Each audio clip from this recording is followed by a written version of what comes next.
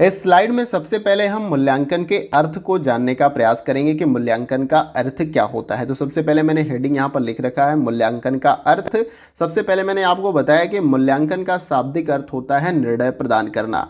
तो आप सभी को पता होगा कि जब आप एकेडमिक कर रहे होंगे, उसके बाद से आपने ग्रेजुएशन किया होगा, पोस्ट ग्रेजुएशन किया होगा, तो एकेडमिक के दौरान भी हाई स्कूल या 12th में आप रहे होंगे तो उस समय भी एग्जाम आप सभी के बोर्ड के एग्जाम होंगे।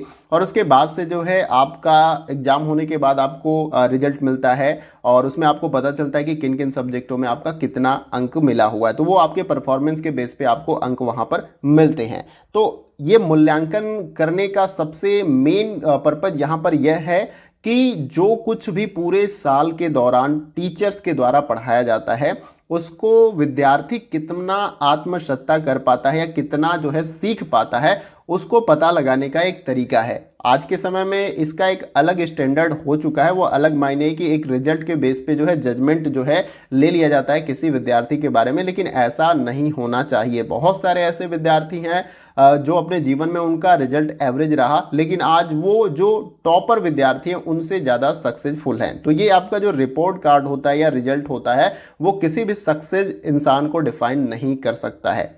ठीक है, आई होप कि मूल्यांकन आपको समझ में आ गया होगा कि मूल्यांकन का जो शाब्दिक अर्थ होता है निर्णय प्रदान करना होता है। देखिए नेक्स्ट पॉइंट में मैंने बताया कि मूल्यांकन एक क्रमिक प्रक्रिया यानी सिस्टमेटिक तरीके से होती है। ऐसा तो होता नहीं कि रैंडमली आपका मूल्यांकन हो जाता है। एग्जाम लेना होता है, उसके लिए प्रिपेयर हुआ जाता है कि 6 मंथ में एग्जाम होता है, फिर एनुअल एग्जाम होता है तो उसके लिए प्रिपरेशन होती है, पेपर तैयार करना होता है, पेपर के बाद एग्जाम होता है, एग्जाम के बाद कॉपी चेक होती है, उसके बाद से जो है आपका मूल्यांकन हो पाता है। तो ये क्रमिक प्रक्रिया है, ये आपको याद रखना है। उसके बाद से मैंने यहाँ पर बताया कि जो संपूर्ण शिक्षा प्रणाली का एक महत्वपूर्ण अंग है, तो शिक्षा जो प्रणाली हमारी है उसका ये बहुत ही महत्वपूर्ण अंग है और इसके बिना कह लीजिए कि आपको एक तरह से फीडबैक नहीं पता चल पाएगा कि बच्चे की ग्रोथ कैसी चल रही है, जो हम शिक्षण विधि इस्तेमाल कर रहे हैं वो बच्चों के लिए काफ़ी फायदेमंद है या नहीं है।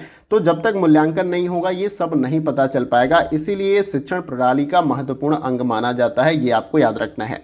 इसके बाद से मैंने यहाँ पर बताया कि यह शिक्षा के उद्देश्यों से घनिष्ठ रूप से संबंधित है। अब कोई भी आपने यहाँ पर उद्देश्य आपका होगा शिक्षा से रिलेटेड, कोई आपका पूरा सिलेबस कंप्लीट करना है, लेकिन अब आपने पूरा सिलेबस पूरे साल भर में पढ़ा दिया किसी भी सब्जेक्ट से रिलेटेड, लेकिन अब आपको पता करना है कि हमने जो पढ़ाया बच्चों ने कितना सीखा उसके बारे में, तो उसके लिए आपको मूल्यांकन करना पड़ेगा। तभी आपको पता चल पाएगा कि आपने कितना पढ़ाया अच्छे तरीके से और बच्चों ने कितना अच्छे तरीके से सीखा। आई होप कि ये भी आपको क्लियर हो रहा होगा। इसके बाद से यहाँ पर मैंने बताया कि मूल्यांकन एक सतत प्रक्रिया है जो शैक्षिक उद्देश्यों की सीमा निर्धारित करता है और छात्रों की प्रगति के स्तर को जानने के लिए शिक्षक की सहायता करता है। सतत का मतलब निरंतर चलने वाली प्रक्रिया है। ऐसा नहीं कि एक बार मूल्यांकन, आप अपने जीवन में अगर देखेंगे जैसे एकेडमिक आपने किया वहां पर मूल्यांकन आपका हुआ, ग्रेजुएशन में हुआ, पोस्ट ग्रेजुएशन में हुआ, सामाजिक जीवन में भी आपका मूल्यांकन होता रहता है। जैसे कि आपका परफॉर्मेंस बेहतर होगा तो समाज के लोग आपको कैसे कहते हैं, बहुत ही अच्छा आपने किया। अगर आप जो है नहीं कुछ बेहतर कर पा रहे हैं तो समाज के लोग आपको जो है कहेंगे कि नहीं तुम बहुत अच्छा नहीं कर पा रहे हो। तो इस तरीके से जो है आपका मूल्यांकन होता रहता है। सतत प्रक्रिया है, यानी कि आप पढ़ाई के दौरान भी चलता है और आप जब जॉब कर रहे हैं उस दौरान भी, और समाज में जब आप रहते हैं तब भी आपका मूल्यांकन होता रहता है। तो आई होप कि ये भी आपको क्लियर हो गया होगा। और इसमें आगे मैंने यही बताया था कि जो शैक्षिक उद्देश्यों की सीमा निर्धारित करता है और छात्रों की प्रगति के स्तर को जानने के लिए शिक्षक की सहायता करता है। अब छात्रों की प्रगति किस प्रकार से चल रही है ये तो आप जब एग्जाम उनका लेंगे और मूल्यांकन करेंगे तभी आपको पता चल पाएगा। तो आई होप कि ये भी आपको क्लियर हो गया होगा। और इसके बाद से यहाँ पर मैंने बताया कि इसके अलावा मूल्यांकन को व्यापक सामाजिक एवं निर्णयात्मक प्रक्रिया भी कहा जाता है। तो यहाँ पर जो मूल्यांकन है आपका वो व्यापक है, यानी कि ब्रॉड कह लीजिए है, फैला हुआ है। और इसके साथ साथ सामाजिक एवं निर्णयात्मक प्रक्रिया भी इसको कहा जाता है। निर्णयात्मक यानी निर्णय लेने में ये आपको मदद करती है, यानी कि कोई बच्चे की ग्रोथ अच्छी नहीं चल रही है, पढ़ने में वो वीक है, अगर आप पढ़ाए जा रहे हैं उसको लेकिन कुछ समझ में नहीं आ रहा है, तो जब आपका मूल्यांकन करते हैं तो आपको पता चलता है कि वो सीख कैसे पा रहा है, उसको कौन से मेथड से मैं पढ़ा रहा हूँ जिसके मेथड से वो समझ नहीं पा रहा है, क्या उसमें कुछ किया जा सकता है। तो ये आपको निर्णय लेने में भी मदद करती है मूल्यांकन। आई होप कि मूल्यांकन का अर्थ आपको अच्छे तरीके से पता चल गया होगा। मूल्यांकन का मतलब मूल्य का अंकन, यानी कि जो भी आप पढ़ा रहे हैं उसको आपको पता लगाना होगा कि वो कितना सीखा विद्यार्थी, तो आपको मूल्यांकन करना होगा, तभी आपको पता चल पाएगा। और जब पता चलेगा तो आप विद्यार्थी को अच्छे तरीके से समझ पाएंगे और बेहतर तरीके से पढ़ा पाएंगे। आई होप कि सब कुछ आपको क्लियर हो गया। थोड़ा समय मैंने ज़्यादा लिया लेकिन आपको अच्छे तरीके से क्लियर करने का प्रयास किया। आइए अगली स्लाइड में जो इंपॉर्टेंट जो और तथ्य हैं, जैसे कि मैंने आपको स्टार्टिंग में ही बताया था, विशेषता और लाभ के बारे में आज की इस वीडियो में हम जानने वाले हैं मूल्यांकन के अंतर्गत। तो आइए आगे देखते हैं। इसमें इस स्लाइड में कुछ इंपॉर्टेंट परिभाषाएं हैं, उसे देख लेते हैं क्योंकि ये भी इंपॉर्टेंट है आपके एग्जाम के पॉइंट ऑफ व्यू से। देखिए इसमें सबसे पहले परिभाषा जो मैंने यहाँ पर मेंशन कर रखी है, शिक्षा आयोग यानी कि कोठारी आयोग के अनुसार ये परिभाषा मूल्यांकन के संदर्भ में दी गई है। देखिए इसमें बताया गया कि मूल्यांकन एक अनावरत प्रक्रिया है, यह पूर्ण शिक्षा प्रणाली का एक अभिन्न अंग है और यह शिक्षा उद्देश्यों से घनिष्ठ रूप से संबंधित है। यह छात्रों के अध्ययन आदतों तथा शिक्षक की शिक्षण विधियों पर अधिक प्रभाव डालता है। इस प्रकार न केवल शैक्षिक उपलब्धियों के मापन में सहायता करता है अपितु उसमें आवश्यक सुधार भी करता है। तो आई होप कि जो कुछ भी मैंने ऊपर आपको बताया उसी से ये मिलता जुलता है, लेकिन डेफिनेशन है तो आपको पता रहना चाहिए कि डेफिनेशन किसका है। तो सबसे पहले इसको मैं थोड़ा सा एक्सप्लेन कर देता हूँ ताकि आपको और अच्छे तरीके से ये डेफिनेशन या परिभाषा क्लियर हो जाए। तो मूल्यांकन एक अनावरत प्रक्रिया है, जैसे कि ऊपर मैंने बताया, सतत प्रक्रिया यानी निरंतर चलने वाली ये प्रक्रिया है। आपके जीवन भर में कहीं ना कहीं आपका मूल्यांकन होता रहता है, इसलिए इसको अनावरत या सतत प्रक्रिया कहा जाता है। यह पूर्ण शिक्षा प्रणाली का एक अभिन्न अंग है। इसके बारे में भी मैंने ऊपर बताया कि इसके बिना जो है आपका एक तरीके से कह लीजिए कि जो कुछ भी आप कर रहे हैं शिक्षा में, चाहे बच्चों को आप पढ़ा रहे हैं, विद्यार्थियों को पढ़ा रहे हैं, तो उसका आप पता नहीं कर पाएंगे कि क्या कुछ उन्होंने सीखा है, किस प्रकार से आगे उन पे काम करना। तो इसलिए इसको अभिन्न अंग शिक्षा प्रणाली का माना गया है और यह शिक्षा उद्देश्यों से घनिष्ठ रूप से संबंधित है। जो शिक्षा के उद्देश्य आपने डिसाइड किए होंगे पूरे साल भर के अंतर्गत, ये सारा सिलेबस कवर करना है, बच्चों का जो भी उद्देश्य आपने डिसाइड किए होंगे, तो उसको आप पूरा तभी कर पाएंगे जब आप मूल्यांकन करेंगे विद्यार्थियों का। तो इसलिए घनिष्ठ रूप से आपका शिक्षा से संबंधित है। यह छात्रों के अध्ययन आदतों तथा शिक्षक की शिक्षण विधियों पर अधिक प्रभाव डालता है, क्योंकि जब आप मूल्यांकन करते हैं तो छात्रों की हर आदत के बारे में आप पता लगा पाते हैं कि वो सीखता क्यों नहीं है, वो सीख कुछ नहीं पा रहा है। इसके साथ साथ जो शिक्षण विधियों का आप इस्तेमाल कर रहे हैं, टीचर्स जो होते हैं उनको भी इससे फायदा मिलता है कि जो भी वो टीचिंग मेथड इस्तेमाल कर रहे हैं उससे क्लास इफेक्टिव है या नहीं, बच्चों को समझ में आ रहा है या नहीं, तो मूल्यांकन के बाद वो अपने शिक्षण विधियों में बदलाव भी कर सकता है। इसके बाद से इसमें बताया कि इस प्रकार यह न केवल शैक्षिक उपलब्धि के मापन में सहायता करता है अपितु उसमें आवश्यक सुधार भी करता है। यानी जो भी आपके शैक्षिक उपलब्धि है, जो भी आप पढ़ा रहे हैं, बच्चे बेहतर अंक ला पा रहे हैं या परफॉर्म कर रहे हैं तो अच्छी बात है, लेकिन यहाँ पर कुछ अगर नहीं बेहतर हो पा रहा है तो उसमें सुधार करने के लिए भी मूल्यांकन बहुत ही महत्वपूर्ण होता है। तो आई होप कि शिक्षा आयोग या कोठारी आयोग के अनुसार आपको ये डेफिनेशन क्लियर हो गया। उसके बाद से एक और डेफिनेशन यहाँ पर है आपका राष्ट्रीय शैक्षिक अनुसंधान और प्रशिक्षण परिषद के अनुसार। तो इसमें बताया गया कि मूल्यांकन एक प्रक्रिया है जिसके द्वारा यह ज्ञात किया जाता है कि उद्देश्य किस सीमा तक प्राप्त हुए और कक्षा में दिए ये अधिगम अनुभव कहाँ तक प्रभाव उत्पादक रहे और कहाँ तक शिक्षा के उद्देश्य पूर्ण किए गए। तो बेसिकली टोटली इसमें परिभाषा में अगर बात की जाए क्या बताया गया है कि मूल्यांकन एक प्रक्रिया है, एक पूरी तरीके से सिस्टमेटिक प्रक्रिया होती है, जैसा कि मैंने स्टार्टिंग में बताया, जिसके द्वारा यह ज्ञात किया जाता है, यह पता लगाया जाता है कि उद्देश्य किस सीमा तक प्राप्त हुए। यानी कि जो भी आपने उद्देश्य डिसाइड किया कि आज पूरा सिलेबस अच्छे तरीके से हमने कंप्लीट कर लिया, लेकिन आपको कैसे पता चलेगा कि आपने जो कुछ भी पढ़ा दिया है पूरे साल भर के दौरान वो बच्चों को अच्छे तरीके से समझ में आया या नहीं आया। तो उसके लिए आप मूल्यांकन करते हैं, एग्जाम लेते हैं, उसके बाद मूल्यांकन करते हैं। तो आपका उद्देश्य किस सीमा तक प्राप्त हुआ ये मूल्यांकन से आपको पता चल पाएगा। कक्षा में दिए ये अधिगम अनुभव कहाँ तक प्रभाव उत्पादक रहे ये भी आपको पता चल पाएगा, जो आपकी शिक्षण विधियाँ हैं, जैसे कि मैंने ऊपर वाले डेफिनेशन में आपको बताया। और यहाँ पर कहाँ तक शिक्षा के उद्देश्य पूर्ण हो पाए, इससे भी जो है इसे भी आप पता कर सकते हैं मूल्यांकन के द्वारा। तो ये दोनों परिभाषा आपको याद रखनी है, काफ़ी इंपॉर्टेंट है। ऊपर भी शिक्षा आयोग के द्वारा और इसके साथ साथ राष्ट्रीय शैक्षिक अनुसंधान और प्रशिक्षण परिषद के अनुसार। तो आई होप कि ये परिभाषाएं आपको अच्छे तरीके से समझ में आ गई होंगी। नहीं समझ में आए तो भी आप कमेंट बॉक्स में मुझे बता सकते हैं, वहाँ पर भी मैं क्लियर करने का प्रयास करूँगा। आइए अगली स्लाइड को देखते हैं। अब इस स्लाइड में हम जो है मूल्यांकन की विशेषताओं के बारे में जानने का प्रयास करेंगे। मूल्यांकन की विशेषताएं, जिसको इंग्लिश में कैरेक्टरिस्टिक्स ऑफ एवेल्युएशन भी कहा जाता है। तो इसमें कुछ इंपॉर्टेंट विशेषताएं हैं, एक एक करके उनको देखेंगे। उन सभी में मैंने 2-2, 3-3 लाइन लिख रखा है और उसको एक्सप्लेन करके जो है आपको समझाता हुआ चलूँगा। सबसे पहले आता है मूल्यांकन की विशेषताओं में विश्वसनीयता।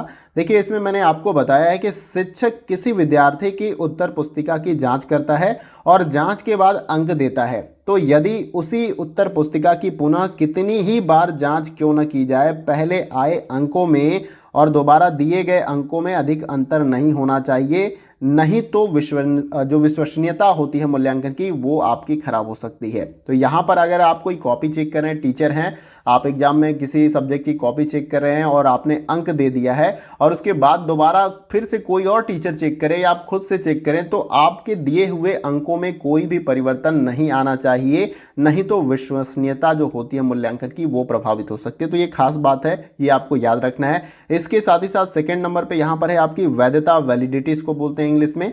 तो इसमें मैंने बताया कि मूल्यांकन पत्र निर्धारित किए गए पाठ्यक्रमों के आधार पर ही बनाया जाना चाहिए और परीक्षा जिस विषय की हो उसे संबंधित ही प्रश्न पूछे जाने चाहिए। यानी कि वैधता या वैलिडिटी का मतलब यहाँ पर यह स्पष्ट करने का प्रयास किया गया है कि मूल्यांकन कर रहे हैं आप, तो पूरे साल भर के दौरान जो कुछ भी आपने पढ़ाया है पूरे सिलेबस के अकॉर्डिंग या पाठ्यक्रम के अनुसार वहीं से आपको प्रश्न जो है बनाने चाहिए परीक्षा के दौरान, और इससे बाहर आपको प्रश्न नहीं रखने चाहिए। जैसे कि आपको कभी कभी सुनने को मिलता है कि जो सिलेबस है आउट ऑफ सिलेबस कभी क्वेश्चन जो है एग्जामिनर डाल देता है, तो ऐसा नहीं होना चाहिए, ये आपको ध्यान रखना चाहिए। तो आई होप कि ये भी आपको क्लियर हो गया। विश्वसनीयता, वैधता, विश्वसनीयता काफ़ी इंपॉर्टेंट होता है मूल्यांकन में। आप सभी को पता है कि आजकल के एग्जाम में जो भी है, जॉब के भी एग्जाम में, कॉम्पिटिटिव एग्जाम में भी 2-4 क्वेश्चन को लेकर हमेशा विवाद होता रहता है, क्वेश्चन के आंसर गलत हैं इस तरीके से, और काफ़ी कुछ रीड डायर बच्चे कोर्ट में भी जाते हैं और आंसर की पे चैलेंज भी करते हैं, तो इस तरीके से उनके काफ़ी पैसे खर्च होते हैं। लेकिन जो पैनल ये सारा कुछ सिस्टम संभालता है, पेपर बनाता है, उनको थोड़ा सा ध्यान रखना चाहिए,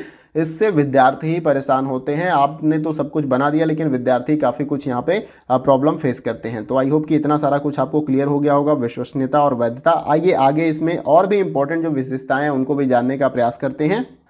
अगली जो विशेषता यहाँ पर है वो है आपका विभेदीकरण, जिसको इंग्लिश में डिफरेंशिएशन भी कहा जाता है। तो इसमें मैंने बताया कि मूल्यांकन पत्र का निर्माण करते समय यह ध्यान रखा जाए कि पेपर तीनों स्तरों में यानी कि प्रतिभाशाली, औसत और मंद बुद्धि कह लीजिए, या जो उसके बाद से थर्ड ऑर्डर आता है, ठीक है, मंद बुद्धि के विद्यार्थियों के अनुकूल हो। साथ ही विद्यार्थियों को मूल्यांकन प्रक्रिया के बारे में भी जानकारी होनी चाहिए, और यानी कि मूल्यांकन में न्याय संगतता की विशेषता भी होनी चाहिए। तो बेसिकली यहाँ पर आपको समझने की आवश्यकता ये है कि जो मूल्यांकन होता है या मूल्यांकन पत्र या रिजल्ट कह लीजिए जो बनाया जाता है, उसको यहाँ पर जो है ध्यान रखना चाहिए कि ये 3 स्तरों में है, प्रतिभाशाली, औसत, मंद बुद्धि। जैसे कि आप सभी देखते हैं कि फर्स्ट, सेकेंड, थर्ड इस तरीके से ऑर्डर में भी बनाया जाता है कि ये आपको याद रखना है, ठीक है। तो विद्यार्थियों के अनुकूल होनी चाहिए ये जो मूल्यांकन पत्र होते हैं, ताकि बच्चे स्पष्ट रूप से समझ में आ जाए उनको कि किस सब्जेक्ट में क्या नंबर हमारा रहा है। इसके साथ ही साथ विद्यार्थियों को मूल्यांकन प्रक्रिया के बारे में भी जानकारी होनी चाहिए, यानी मूल्यांकन किस प्रकार से हुआ ये भी उनको पता होना चाहिए।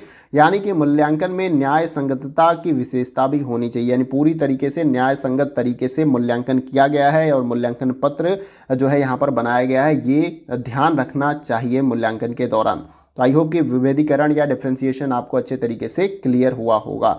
इसके बाद से मैंने बताया समग्रता यानी टोटलिटी के बारे में। तो इसमें बताया गया कि प्रश्न पत्र के लिए जो भी पाठ्यक्रम निर्धारित किया गया है उसके संपूर्ण भागों से प्रश्न को सम्मिलित किया जाना चाहिए, तभी विद्यार्थियों की मानसिक एवं बौद्धिक योग्यता का पता लगाया जा सकता है। यानी कि जब भी क्वेश्चन पेपर बनाया जाए तो इस बात का ध्यान वहाँ पर रखना चाहिए कि पूरे पाठ्यक्रम से जो है कुछ न कुछ क्वेश्चन लिए जाने चाहिए। ऐसा नहीं कि किसी एक ही जो है चैप्टर से या एक ही टॉपिक से बहुत सारे क्वेश्चन भर दें, तो इस तरीके से आपको पता नहीं चल पाएगा, जो विद्यार्थी हैं उनकी मानसिक और बौद्धिक योग्यता का आप पता नहीं लगा पाएंगे, क्योंकि पर्टिकुलर आपने किसी एक चैप्टर का ही क्वेश्चन उनको दे दिया है। क्योंकि सिलेबस में बहुत सारा चैप्टर होता है तो उन सारे चैप्टर से एक एक 2-2 क्वेश्चन आपको उठाने चाहिए। तो आई होप कि समग्रता और टोटलिटी के बारे में भी आपको अच्छे तरीके से क्लियर हो गया। इसके ऊपर हमने जो एक पॉइंट आपको बताया था, मैंने वैधता के बारे में बताया था, वैलिडिटी के बारे में, जिसमें मैंने यही आपको बताया था कि एग्जाम के अंदर जो है जो कुछ भी सिलेबस है या जो आपका सब्जेक्ट है उससे ही रिलेटेड जो क्वेश्चन है आपको पूछना चाहिए एग्जाम में। ऐसा नहीं कि सब्जेक्ट सोशियोलॉजी का है या साइंस का है तो आप मैथ का क्वेश्चन पूछ रहे हैं इस तरीके से। तो जिस सब्जेक्ट का एग्जाम है उससे ही क्वेश्चन पूछना चाहिए, और समग्रता में यहाँ पर आपको सभी पाठ्यक्रम से कुछ न कुछ क्वेश्चन लेना चाहिए, तभी आप विद्यार्थियों की मानसिक एवं बौद्धिक योग्यता का पता लगा पाएंगे। तो आई होप कि ये दोनों आपको अच्छे से क्लियर हो गया होगा। आइए आगे देखते हैं इसमें। इसमें अगली हमारी जो विशेषता है वो है आपका उद्देश्य निष्ठता। तो इसमें मैंने बताया कि प्रश्न पत्र तैयार करते समय निश्चित उद्देश्यों का ध्यान रखना चाहिए, जिससे कि विद्यार्थी और प्रश्न पत्र तैयार करने वाली टीम या संस्था दोनों ही अपने अपने उद्देश्यों को प्राप्त कर सकें। ऐसा नहीं कि क्वेश्चन बनाते समय क्वेश्चन बहुत ही आउटसाइड से एग्जामिनर जो है पूछ ले। तो यहाँ पर यही बताया गया कि उद्देश्य निष्ठता जो है यहाँ पर काफ़ी इंपॉर्टेंट होती है। किस उद्देश्य से जो है आप यहाँ पर मूल्यांकन कर रहे हैं या जो पेपर है आप बना रहे हैं। ऐसा नहीं कि बच्चों से बहुत दूर या कुछ अपने आप को अलग तरीके से साबित करने के लिए पेपर बना रहे हैं। जिस उद्देश्य से पेपर होता है, एग्जाम होता है, मूल्यांकन किया जाता है, उसी उद्देश्य से जो है यहाँ पर आपको प्रश्न पत्र तैयार करनी चाहिए। तो यही बात यहाँ पर बताई गई कि विद्यार्थी और प्रश्न पत्र तैयार करने वाली टीम और संस्था दोनों में ही अपने अपने उद्देश्यों को प्राप्त कर सके, इस प्रकार से प्रश्न पत्र को तैयार करना चाहिए। तो आई होप कि ये भी आपको क्लियर हो गया।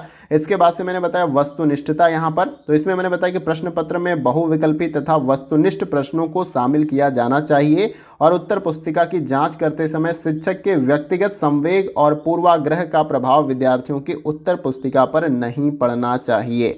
तो यहाँ पर बात यही बताई जा रही है कि प्रश्न पत्र में जो है बहुविकल्पी जो प्रश्न है उनको भी शामिल करना चाहिए। इसके साथ ही साथ जो वस्तुनिष्ठ प्रश्न होते हैं, जो डिस्क्रिप्टिव होते हैं, जिनको लिखना होता है, और जो बहुविकल्पी होते हैं जिनमें ऑप्शन दिए जाते हैं, तो इन दोनों प्रकार के प्रश्नों को जो है प्रश्न पत्र में शामिल किया जाना चाहिए। और इसके साथ ही साथ इसमें बताया गया है कि उत्तर पुस्तिका की जांच करते समय जो है व्यक्तिगत संवेग और पूर्वाग्रह प्रभाव जो है विद्यार्थियों की उत्तर पुस्तिका पर नहीं पड़नी चाहिए। यानी कि आप सभी को पता है कि कोई शिक्षक ऐसा है जिसका विद्यार्थी, बहुत सारे विद्यार्थी कुछ प्रिय होंगे, तो वो जो है उस प्रियता के चक्कर में उन विद्यार्थियों को ज़्यादा नंबर दे देगा। होता है ऐसा, बहुत बार ऐसा होता है। अगर स्कूल में एग्जाम होते हैं तो वहाँ पर अगर जब कॉपी चेक करते हैं एग्जामिनर या जो टीचर्स होते हैं तो वो ऐसा कर देते हैं, ठीक है। तो जो ये सारा कुछ नहीं होना चाहिए कि उस बच्चे का बिहेव खराब है लेकिन उसने आंसर अच्छा दिया है, क्वेश्चन सही, तो उसके नंबर आप काट दें। तो ये सारा जो है इन सब से बचना चाहिए एक शिक्षक को। तो व्यक्तिगत जो संवेग वह पूर्वाग्रह का प्रभाव जो है विद्यार्थियों के उत्तर पुस्तिका पर नहीं पड़ना चाहिए, ये आपको याद रखना है। तो आई होप कि ये भी आपको अच्छे तरीके से क्लियर हो गया। मैं अपने तरफ से बहुत ही अच्छे तरीके से आपको बताने का प्रयास कर रहा हूँ, और नहीं समझ में आया तो आप कमेंट बॉक्स में बताइएगा। और हर यहाँ पर जो विशेषता है उसके सामने मैंने पिक्चर भी लगा रखी है, ताकि यहाँ पर पिक्चर और जो टेक्स्ट है और जो मैं वॉइस यहाँ पर आपको सुनाई दे रही, तीनों के कॉम्बिनेशन से इन्फॉर्मेशन आपके माइंड में अच्छे तरीके से सेव रहे। तो आई होप कि सब कुछ आपको क्लियर हो गया। आइए अगली स्लाइड को देखते हैं। देखिए यहाँ पर इस स्लाइड में हम यह जानने का प्रयास करेंगे कि सतत तथा व्यापक मूल्यांकन क्या है, जिसको इंग्लिश में यहाँ पर continue and the comprehensive evaluation भी कहा जाता है।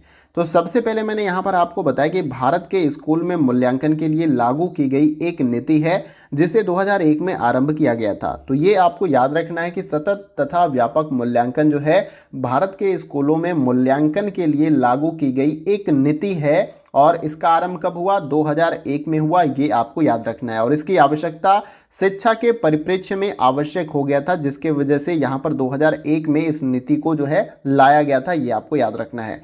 इसके बाद से मैंने यहाँ पर बताया कि यह मूल्यांकन प्रक्रिया राज्य सरकारों के परीक्षा बोर्ड तथा केंद्रीय माध्यमिक शिक्षा बोर्ड द्वारा शुरू की गई थी। अगर आपसे पूछ लिया जाए कि यह जो है मूल्यांकन प्रक्रिया किन के द्वारा शुरू की गई थी, तो राज्य सरकारों की परीक्षा बोर्ड के द्वारा, और इसके साथ साथ केंद्रीय माध्यमिक शिक्षा बोर्ड के द्वारा जो है इस नीति को शुरू किया गया था।